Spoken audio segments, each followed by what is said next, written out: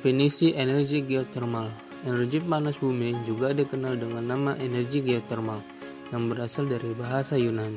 Dalam bahasa Yunani, kata geo memiliki arti bumi dan kata thermal memiliki arti panas. Jadi ketika digabungkan, kata geotermal memiliki arti panas bumi. Energi panas bumi sendiri dihasilkan dan disimpan di dalam inti bumi. Jika dibandingkan dengan bahan bakar fosil, panas bumi merupakan sumber energi bersih dan hanya melepaskan sedikit gas rumah kaca. Menurut Undang-Undang Nomor 27 Tahun 2003 tentang panas bumi, sumber daya panas bumi adalah sumber energi panas yang terkandung di dalam air panas, uap air, dan batuan bersama mineral ikutan dan gas lainnya. Secara genetik, semuanya tidak dapat dipisahkan dalam suatu sistem panas bumi. Dan untuk pemanfaatannya diperlukan proses penambangan yang dapat dimanfaatkan untuk pembangkitan tenaga listrik dan pemanfaatan langsung lainnya. Cara kerja dalam pemanfaatan geotermal energi di Indonesia. Yang pertama, uap disuplai dari sumber produksi melalui sistem transmisi uap, kemudian masuk ke dalam steam receiving header sebagai media pengumpul uap. Steam receiving header dilengkapi dengan roof turbine yang berfungsi sebagai penghalang terakhir unit. Apabila terjadi tekanan berlebih, maka uap akan dibuang melalui pipe struktur. Selanjutnya, dari steam receiving header, uap akan dialirkan ke separator yang untuk memisahkan uap dari benda-benda asing seperti partikel berat. Selanjutnya, uap masuk ke demister untuk memisahkan moisture yang terkandung dalam uap, sehingga diharapkan uap bersih yang akan masuk ke dalam turbin. Selanjutnya, uap masuk ke dalam turbin untuk dilakukan konversi energi dari energi kalor menjadi energi kinetik yang diterima oleh suhu-suhu turbin. Turbin menyebabkan generator ikut berputar. Saat turbin berputar, maka terjadi konversi dari energi kinetik menjadi energi mekanis. Selanjutnya, generator akan berputar menghasilkan energi listrik. Kemudian, uap bekas dari turbin akan dikondensasikan ke dalam kondenser dengan sistem jet spray atau direct contact condenser. Kemudian, gas yang tidak terkondensasi atau non-condensable gas yang masuk ke dalam kondenser akan dihisap oleh first injector, kemudian masuk ke interkondenser sebagai media pendingin. Dari interkondenser, NCG dihisapani oleh second injector, kemudian masuk ke dalam after condenser sebagai media pendingin, dan kemudian akan dibuang ke atmosfer melalui cooling tower. Kemudian dari kondenser ini, air hasil kondensasi akan dialirkan oleh main cooling water pump akan masuk ke cooling tower. Selanjutnya, air hasil pendinginan dari cooling tower akan disirkulasikan kembali ke dalam kondenser sebagai media pendingin. Selanjutnya, primary cooling system di samping sebagai pendingin secondary cooling system juga mengisi air pendingin ke interkondenser dan Pemanfaatan energi geotermal atau panas bumi sebagai salah satu sumber energi alternatif diyakini mempunyai berbagai keuntungan dan kelebihan.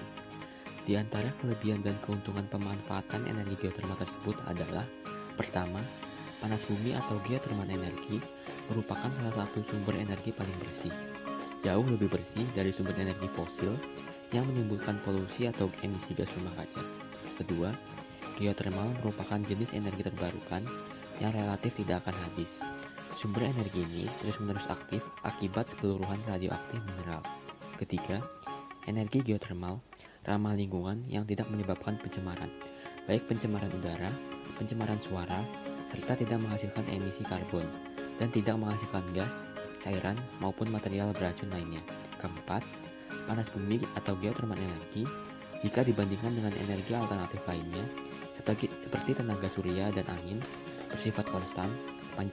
Selain memiliki kelebihan, energi geotermal pun memiliki kekurangan.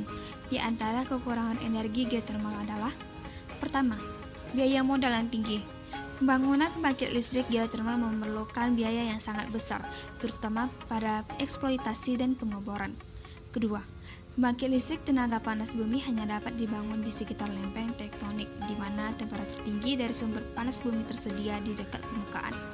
Ketiga, pembangunan pembangkit listrik geotermal diduga dapat mempengaruhi kestabilan tanah di area sekitarnya. Itulah kelebihan dan kekurangan dari energi geotermal atau panas bumi. salah satu sumber energi terbarukan yang seharusnya mulai dilirik dan dimanfaatkan, terutama untuk menggantikan sumber energi konvensional, sumber energi berbahan fosil.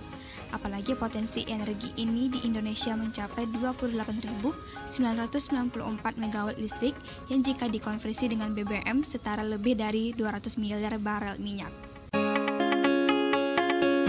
Pemanfaatannya masih sangat minim, yaitu sebesar 8,9% atau sebesar 2.130,6 MW. Hal itu dikarenakan belum banyak pengusaha yang melirik untuk mengembangkan panas bumi. Hingga Agustus 2020, terdapat 351 titik lokasi sumber panas bumi di Indonesia. Lokasi yang paling berpotensi yaitu berada di Jawa Barat, kemudian disusul oleh Sumatera. Di Indonesia, pemanfaatan energi panas bumi dikelola oleh BUMN dan dimaksimalkan untuk penyediaan listrik melalui pembangkit listrik tenaga panas atau PLTP yang berjumlah 16. Selain itu juga terdapat pihak swasta seperti Pertamina yang turut bergerak mengelola sumber daya energi panas bumi. Pertamina sendiri memiliki 15 wilayah kerja. Wilayah tersebut dapat dilihat sebagai berikut. Pertamina sedang berupaya untuk meningkatkan pemanfaatan panas bumi.